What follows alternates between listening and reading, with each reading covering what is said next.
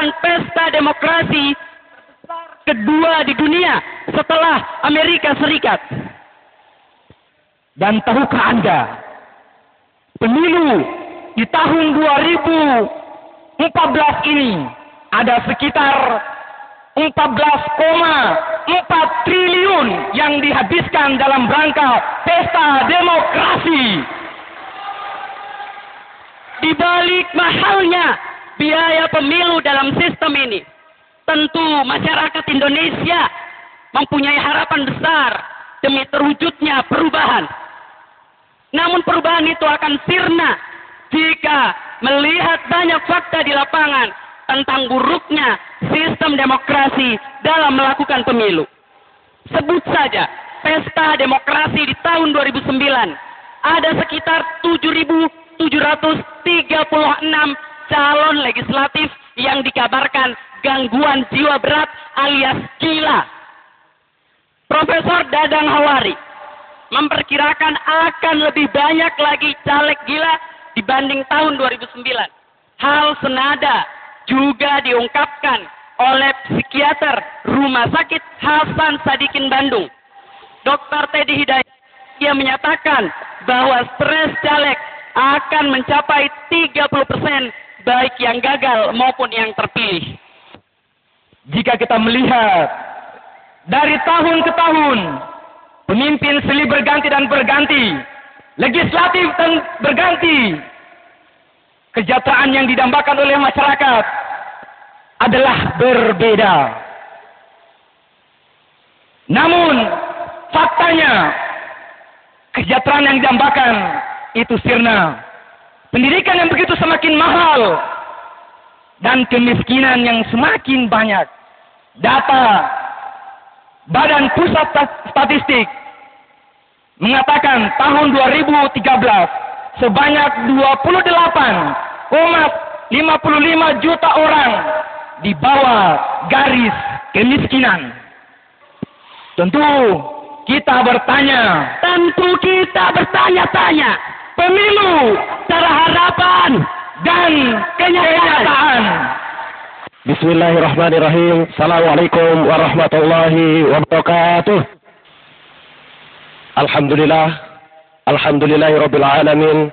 Wa bihi nasta'inu ala umuri dunya waddin. Assalatu wassalamu ala asrafil anbiya'i wal mursalin sayyidina wa maulana Muhammadin wa ala alihi wa sahbihi ajma'in.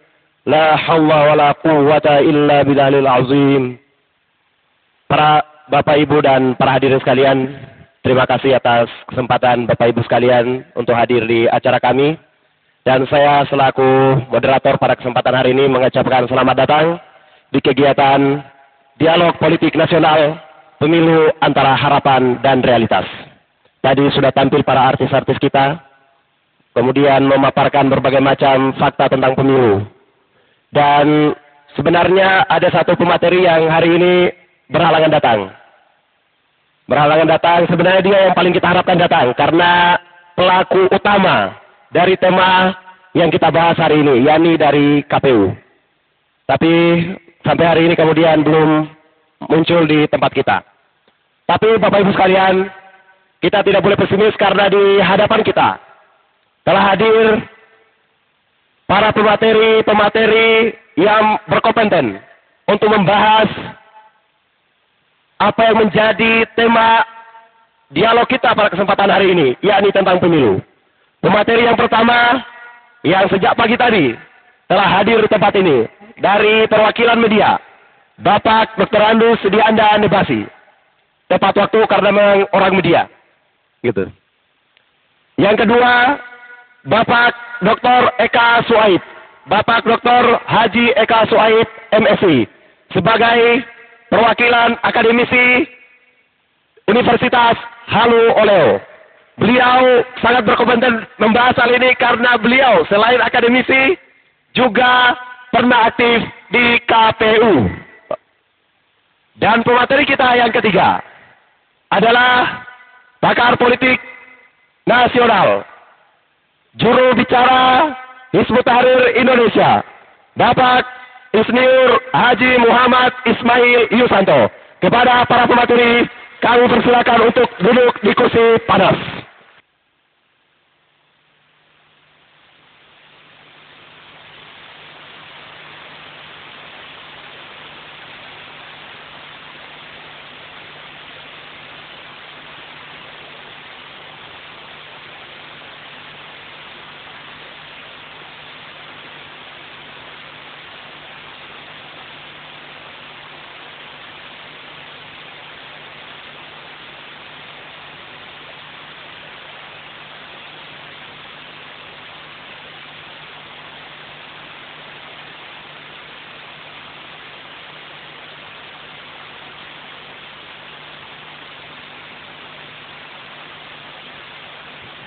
Baik, inilah pemateri-pemateri kita.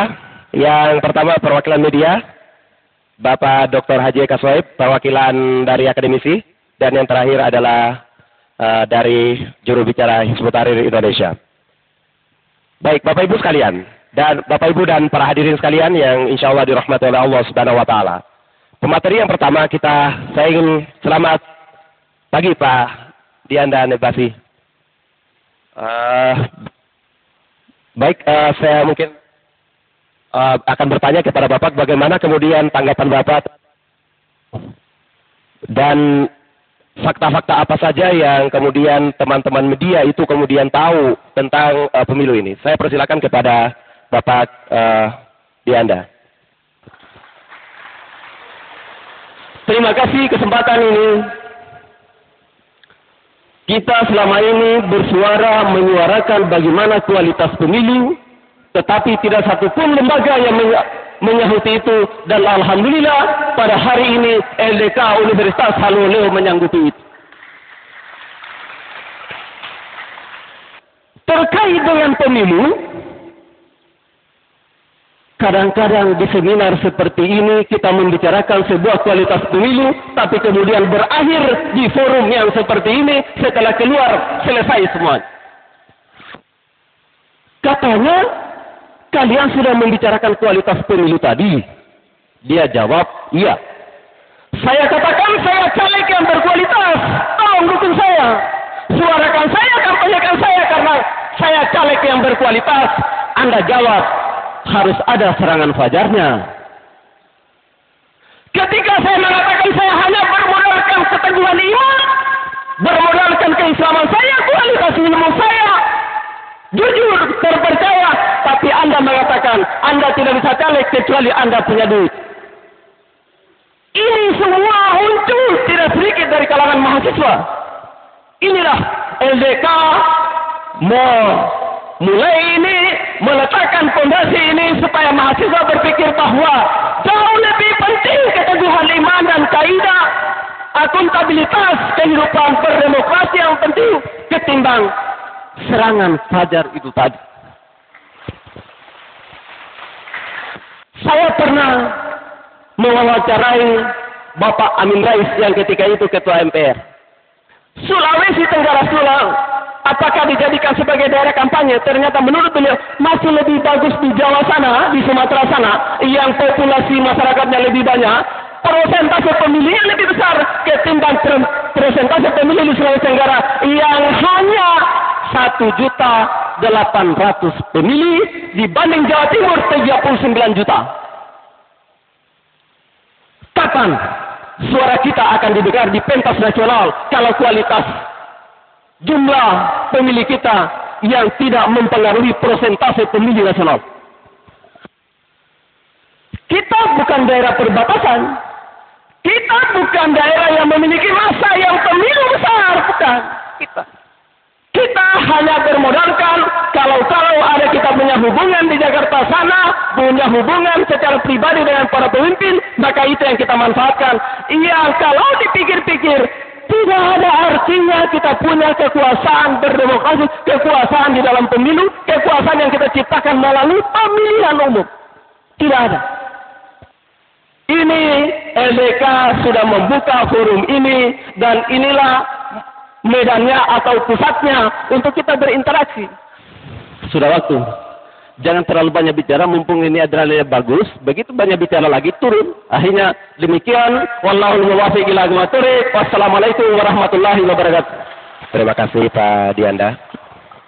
Gitu. Baik Pak, tadi Pak Dianda telah menjelaskan bahwa LDK harus bertanggung jawab melahirkan pemilu yang berkualitas. Yang ingin kami tanya pertama adalah tanggapan Bapak mengenai pemilu. Yang kedua adalah bagaimana, kenapa sehingga tatkala Bapak Dianda menyatakan harus melahirkan banyak pemilu yang berkualitas, berarti banyak pemilu yang kemudian tidak berkualitas. Sebenarnya apa yang menyebabkan tidak berkualitas? Dan yang kedua, ada isu saat ini tingginya angka golput. Menurut Bapak sehingga terjadi banyak angka golput itu? Terima kasih. Persilakan Bapak Dr. Haji Dr. Eka Swaib. Bismillahirrahmanirrahim. Assalamualaikum warahmatullahi wabarakatuh. Dalam teori-teori politik itu ada 3 mekanisme pergantian ataupun dalam hal rekrutmen politik. Yang pertama itu adalah teori-teori yang diangkat. Yang diangkat itu adalah sebuah negara yang mempraktekkan dalam sistem teokrasi. Yang kedua itu adalah sistem pengangkatan ataupun rekrutmen politik dengan cara kudeta. Dan yang ketiga itu adalah pergantian ataupun rotasi kepemimpinan melalui cara pemilihan umum. Pertanyaannya adalah, apakah ketiganya itu benar? Dalam teori-teori politik, ketiga-tiganya itu benar. Tetapi kalau ditanya kira-kira, mana 3 mekanisme itu yang paling demokratis? Dari berbagai literatur ataupun dari filosof-filosof demokrasi seperti Plato memang mengatakan bahwa demokrasi itu adalah sebuah bentuk pemerintahan yang buruk sebenarnya. Karena kenapa? Atas nama demokrasi, orang preman, orang penjudi, orang siapa-siapa yang tidak punya akhlak yang baik, tapi karena dia punya basis massa yang cukup kuat, maka dia bisa menjadi pemimpin. Yang dalam kategorisasi Plato, itu bahwa demokrasi itu adalah sistem pemerintahan orang banyak. Lalu yang kedua, anjuran Plato bahwa pemerintahan yang baik itu adalah pemerintahan yang dikerjakan oleh orang sedikit.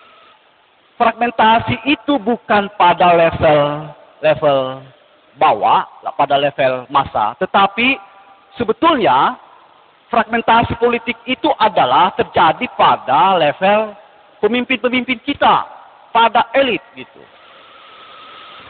Kalau dulu fragmentasi itu adalah pada soal-soal ideologi, pada soal-soal kepercayaan orang. Tetapi sekarang orang memilih itu karena atas 2.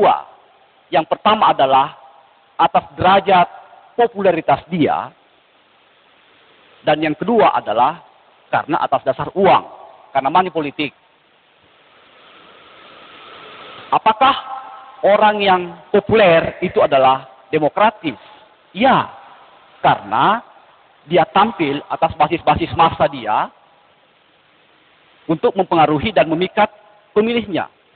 Tetapi apakah pemimpin itu adalah bekerja untuk kesejahteraan? Belum tentu. Karena kenapa?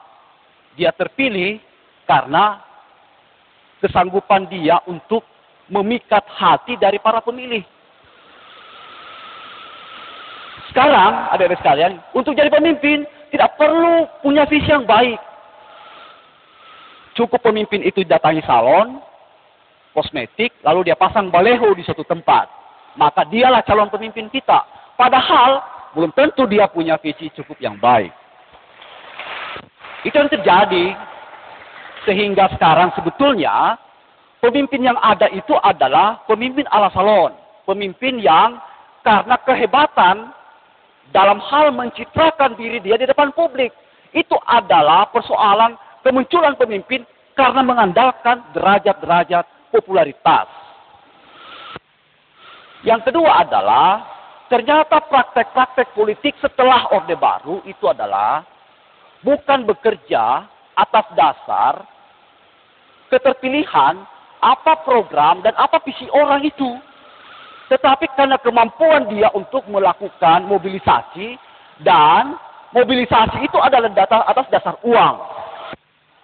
Kalau dalam praktek demokrasi barat misalnya, ataupun dalam praktek-praktek negara liberal, hukum ataupun postulat 50% tambah 1 berasal dari suara-suara yang memang rasional. Berasal dari pemilih-pemilih yang memang mengkalkulasi, melihat track record, kira-kira seperti apa ini pemimpin dia. Tetapi kita di Indonesia, kemunculan pemimpin bukan karena atas dasar apakah seseorang itu mampu punya gagasan-gagasan dan punya ide-ide, tetapi bagaimana tentang amplop, bagaimana tentang songkok, bagaimana tentang beras. Jadi ada jalan dalam konteks praktek-praktek politik di Indonesia. Ini sebetulnya yang menjadi kendala. Ada kekecewaan kepada sistem kepartaian ataupun sistem pemilu yang itu tidak berjalan seiring dengan substansi demokrasi itu sendiri. Jadi ada keterputusan antara siklus 5 tahunan dengan apa yang terjadi menjelang hari H. Pemilih itu adalah hanya menjadi raja semalam. Tetapi setelah dia memilih, selamat tinggal karena elit ataupun calon-calon terpilih bekerja dengan logika-logika dia, sementara rakyat bekerja atas dasar problematik dia. Itu yang pertama. Alasan yang kedua, tapi ini adalah persoalan akademik. Minta maaf, saya orang akademisi. Karena bekerja apa yang disebut dengan dalam teori-teori sosial itu adalah politik, patron, dan klientelisme. Jadi, inti dari bekerjanya konsep ini adalah hubungan-hubungan antara elit dengan massa itu adalah hubungan-hubungan pertukaran yang didasarkan atas uang, materi, dan seterusnya. Bukan atas dasar gagasan. Nah, pada saat yang bersamaan, sistem kepemiluan kita itu adalah bergeser dari orientasi partai politik ke orientasi individualistik sebenarnya. Yang sebetulnya pada masa dulu itu adalah orang memilih atas dasar kepartaian, tetapi setelah tahun 2004 itu sudah bergeser ke arah individualistik.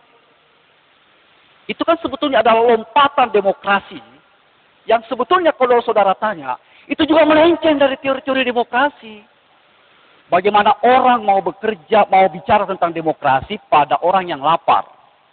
Bagaimana orang mau bicara tentang politik, di rumahnya tidak ada beras. Maka yang terjadi sebetulnya adalah bukan demokrasi, tetapi demokrasi.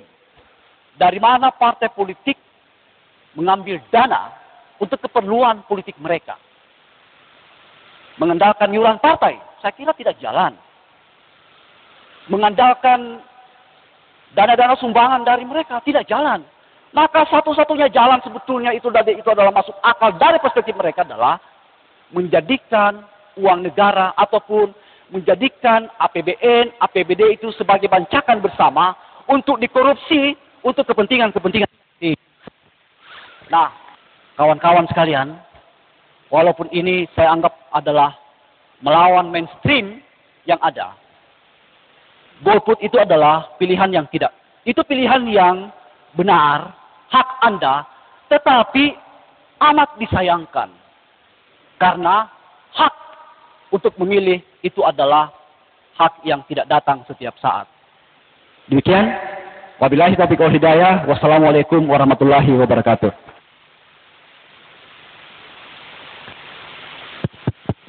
Intinya dari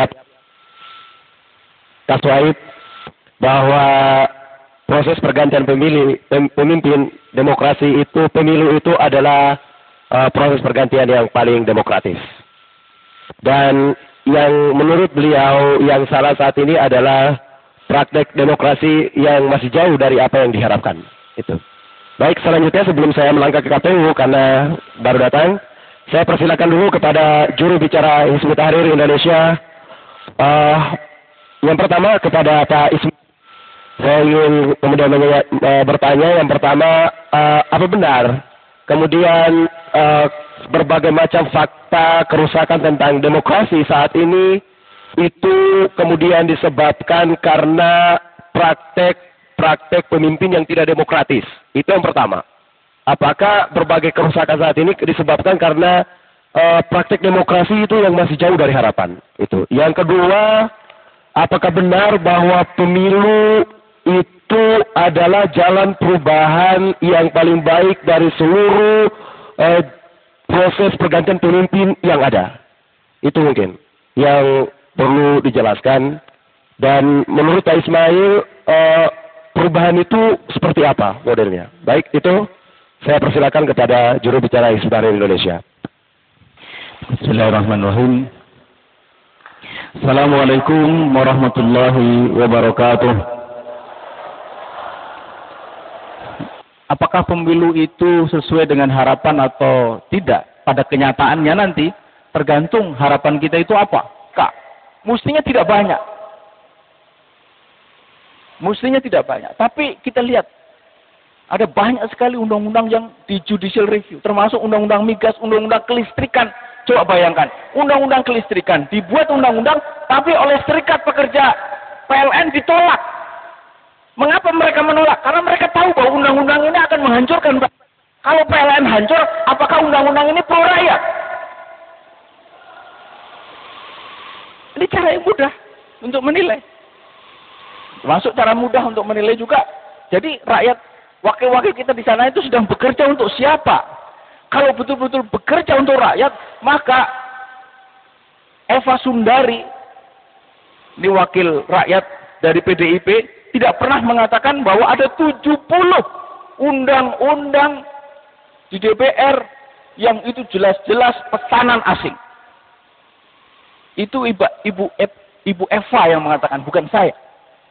Dia yang tahu persis intervensinya itu bentuknya seperti apa. Dan kalau undang-undang itu gol, siapa yang menggolkan? Yang menggolkan siapa? Mereka yang menamakan diri wakil rakyat, yang katanya di dalam kampanye berjuang untuk rakyat.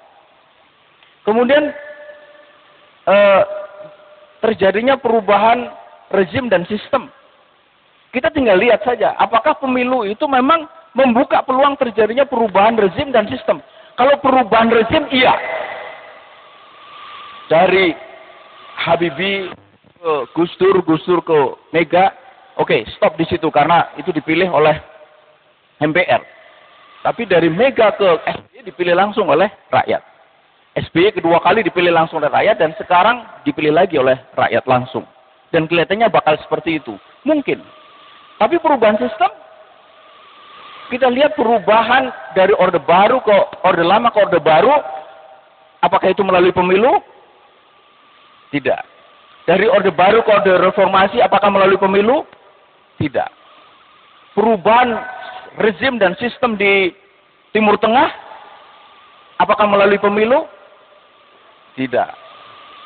Bahkan perubahan rezim di Filipina, Marcos, itu juga terjadi tidak melalui pemilu. Jadi kita melihat bahwa kalau kita berharap dari pemilu terjadinya perubahan rezim dan sistem, pada kenyataannya pemilu tidak memberikan jalan untuk harapan kita itu.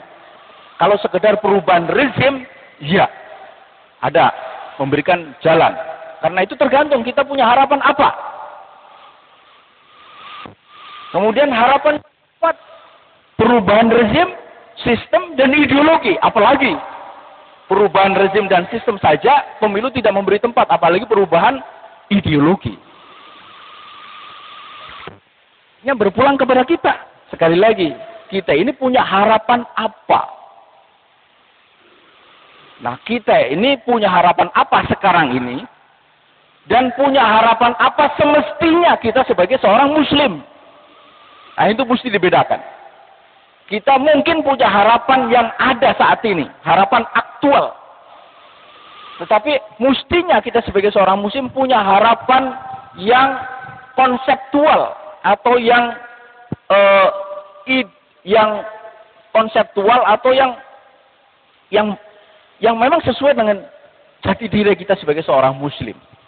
Mohon maaf. Kita sebagai seorang muslim mestinya sedikit lagi. Ya. Kita sebagai seorang muslim, saya ingin close pernyataan saya yang pertama ini, mestinya punya harapan bahwa negeri kita ini seperti disebut di dalam Al-Quran menjadi negeri yang baldah thayyibah, wa rabbun ghafur. Negeri yang baik dan penuh dengan ampunan dari Allah Subhanahu wa taala. Negeri yang bisa mewujudkan rahmatan lil alamin. Kapan harapan itu bisa diwujudkan dan mengapa kita sebagai seorang muslim harus punya harapan seperti itu? Karena memang begitulah. Ya, kita sebagai seorang muslim, mestinya kemusliman kita itu terwujud bukan hanya dalam kehidupan pribadi, tapi juga dalam kehidupan sosial masyarakat, kehidupan bermasyarakat dan bernegara. Nah, kalau itu harapan kita, maka saya kira penting sekali untuk kita memikirkan dengan sungguh-sungguh jalan seperti apa yang harus kita tempuh. Karena demokrasi tidak pernah memberikan jalan kepada Islam untuk bisa naik ke puncak kekuasaan. Itu fakta. Apa yang terjadi di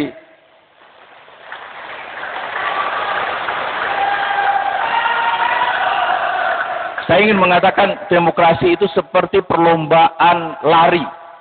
Di mana wasitnya sudah bilang bahwa kau boleh ikut lari, tapi kau, kekuatan politik Islam, tidak boleh menang. Sekali kau menang, akan aku tembak. Dan itu yang terjadi. Di Mesir, Mursi kurang demokratis apa dia meraih kekuasaan. Tapi baru sekian lama berkuasa, kemudian ditumbangkan, dan sampai sekarang tidak ada satupun negara-negara barat, termasuk Amerika atau khususnya Amerika yang mengatakan bahwa itu kudeta. Sekedar mengatakan itu kudeta saja tidak. Tadi dinyatakan bahwa kudeta itu adalah jalan yang tidak konstitusional. Tapi itu terjadi. Dan mereka tidak pernah mengatakan itu kudeta. Di Aljazair, Fis kurang demokratis apa memenangi pemilu. Tapi bagaimana keadaannya? Begitu juga Hamas di Palestina. Dia menang pemilu secara demokratis, tapi sampai ini hari kemenangan pemilu itu tidak pernah diakui, dan bahkan kemudian Hamas ditasbihkan sebagai kelompok teroris. Bukan hanya Hamas, sekarang bahkan Ikhwanul Muslimin pun juga dinyatakan sebagai kelompok teroris. Apa salah Ikhwanul Muslimin? Nah, kalau harapan kita itu, maka demokrasi tidak akan pernah jumpa. Saudara-saudara sekalian, karena itu berpulang kepada kita. Sebenarnya kita ini punya harapan apa? Saudara-saudara ini punya harapan apa terhadap negara ini, terhadap bangsa ini, terhadap masyarakat ini? Punya harapan apa? Punya apa? Nah, itu. Dan disitulah kita ini harus meletakkan jati diri kita, pendirian kita, dan dari situ kemudian kita tahu bagaimana cara kita memperjuangkannya. Terima kasih. Assalamualaikum warahmatullahi wabarakatuh.